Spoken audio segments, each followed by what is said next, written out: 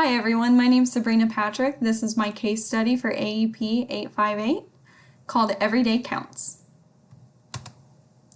So a summary of the case study and the facts. The case study takes place at Golden Oak High School where Mr. Rhodes' newly approved principal meets with the superintendent, Dr. Newman, to discuss pressing issues that he'd like for Mr. Rhodes to approve upon for the school. He says the most pressing concern is the school's decreasing attendance, making Golden Oak the lowest among all of the high schools within the district.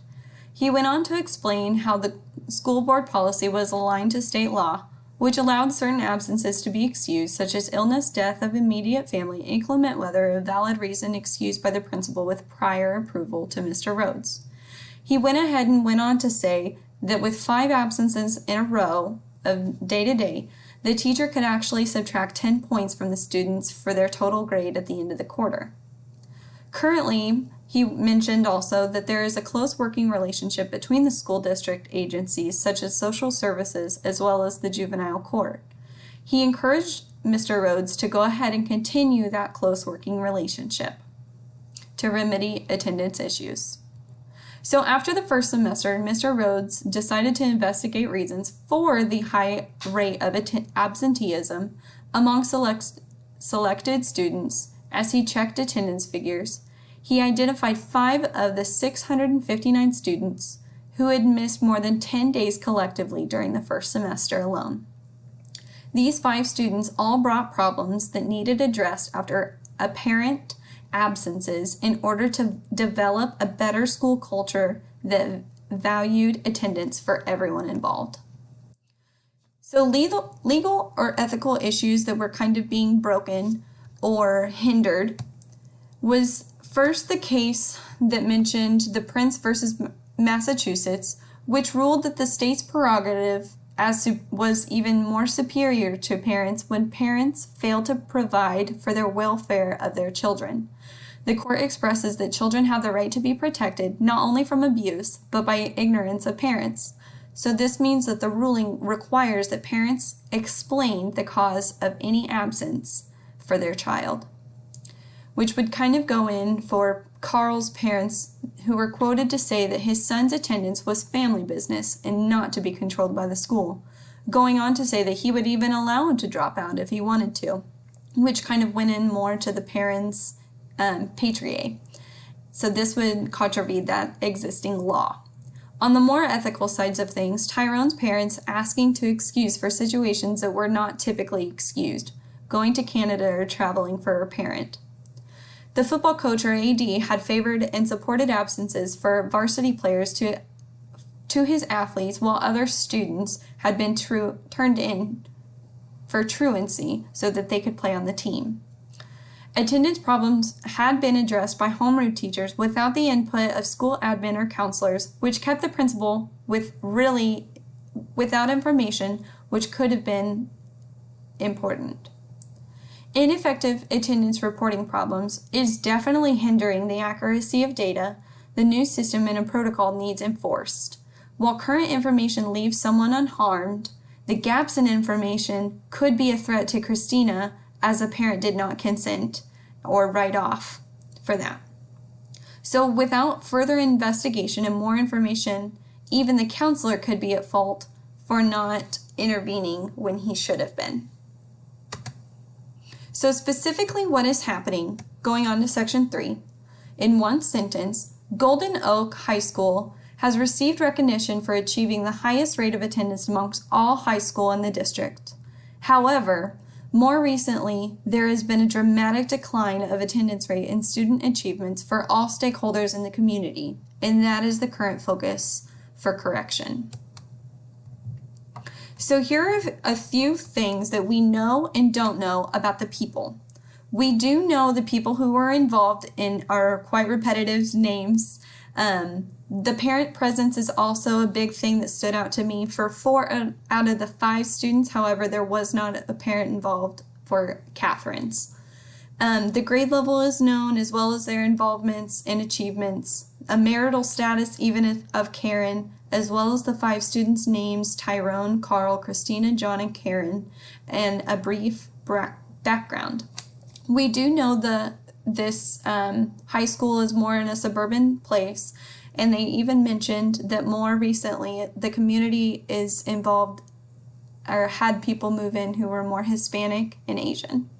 Things we still do not know is more in depth to the home life and relationships that these students have with the teachers, and or even what was going on with the previous principal and why he was fired or left. Okay, so going on to the place and program that we know, like I said, this building is more in a metropolitan area or in the suburbs. However, we do not know the state location. It has been an upstanding community place for about 55 years, which is a long time. However, we don't really know the close relationship with other services or why there is such a close relationship. If we are pleading or if we are being more fair in these types of situations, I would have been interested to know that. As far as more of the program, this is a big school with a lot of chances to be involved. There are 965 students in the high school. Football is the predominant sport, with 11 different teams to play on and 31 different clubs and opportunities for all to be involved at some level. However, we do not know the makeup work policy, what type of curriculum is in place, or the athletes playing or roster information in regards for like the eligibility report and how long that they are out, and why it is such a big deal for these athletes to not play other than just not playing to win. So in reviewing and prioritizing the information, these are the more pressing or concerning things for all of the stakeholders after evaluation, after looking at it. So for the students, it's important to realize that they need to be at school, they need to be creating good habits, and becoming better citizens. For the parents, they have a job to do as a parent, understanding that social services, DCF, as well as truancy could be involved. For the staff, they need to realize that their moral compass needs to be correct and matching the district's expectations as well as the principals, and acknowledge that the rules and laws are also important, as well as confrontation of parents might need to be happening even though it might be uncomfortable. For the community, the workforce might not be as high performing or contributing back if that is the type of morale that we're creating and sitting on after high school. As well as district level, I personally thought of funding might be cut for different teams if they had kind of found out more of the different laws were kind of being hindered or broken, or if equity wasn't being present for all people involved. So in identifying different options or possible consequences, I came up with 5. The first one, no additional changes made at this time. Or 2, a more systematic way to accurately implement attendance with more consistent system, involving more of your staff, measuring data, requiring accurate or acquiring feedback from everyone, setting a goal and refining along the way. Number 3, is having a central check-in at the office where the secretary and office staff have a certain protocol before checking in students to go to their teachers. A sign-in or sign-out process with a parent's signature requiring the parent to be there might also eliminate some of that chance of unknowing. Number 4, the extracurricular eligibility report ran by only the principal or secretary, and then converse into extended groups of individuals to keep away the bias. So involving only the parties that might need to be involved. Or probation for particular staff who are breaking those rules again and again, or more one-on-one situational provisional development in order for the staff to kind of still stay positive while handing out your protocol or expectations. Being clear in what you want. So upon evaluating my options, here are pros and cons. If I did number 1, better data could be sampled in the long term, and you're less likely to ruffle feathers upon your staff. A con, farther down the solution, you're farther away from, or Dr. Newman could even be involved and reprimand you. Your staff controls the culture, and more legal and ethical codes are broken. In number 2's course, a pro could be that you're able to meet with your leadership team build upon insight and buy-in, have additional opinions, form a better option by collaboration, unifying and solving the issue with better accountability and buy-in using the different forms of data analysis. A con, it could take longer and not everybody could be on board at first, or you could have more potential anxiety to work through different situations. And number 3, with the central office check-in, a pro could be that you are in better control and there is one process in place. A con of that is you're putting a lot of trust into one person or one office crew who might need more training. For number 4, with the eligibility report ran by the principal, a pro could be makeup work, communication between all parties involved would be notified and kept. The principal would have better insight, less chance of an opportunity to be overlooked, and all resources are utilized. A con, it could be another task for the principal to do, and teams may suffer due to the athlete's academic and attendance performance. With option number 5, the probation for particular staff or more one-on-one, pro, a rise of academics as well as attendance in this situation, ruling out lenient rules and regulations. A con could be that staff don't adhere to your protocol and it ends up getting worse, and or you have to write up people or potential firing happens. So choosing the best option.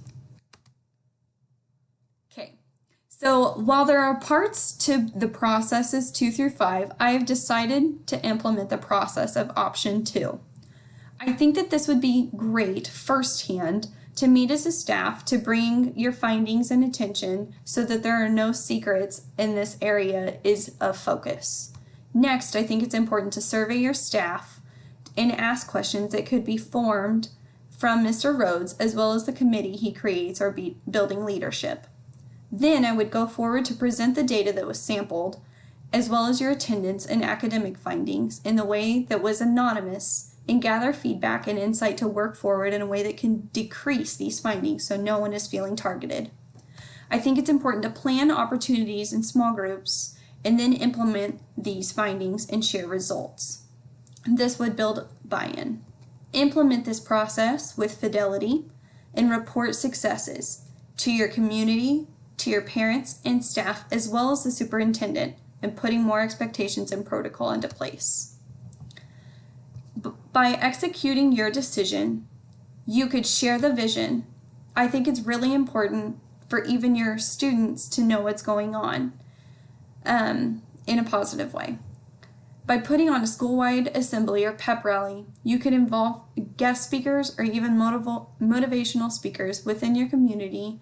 In this way, you would be keeping everyone engaged in addressing the concerns by staying positive. I think it's important to have a parent meeting or a parent flyer go out at the beginning of each season of sport. That way they are all on board with what they are to know. By having PD and leadership, you're revising the data with shared responsibility at your leadership committee meetings and ensure that the process is running with fidelity. Share with your staff the celebrations or findings, encouraging positive morale, and continue building leaderships and expectations. By having clear expectations, this could end up helping that there's no gray area. Having your consequences in place too.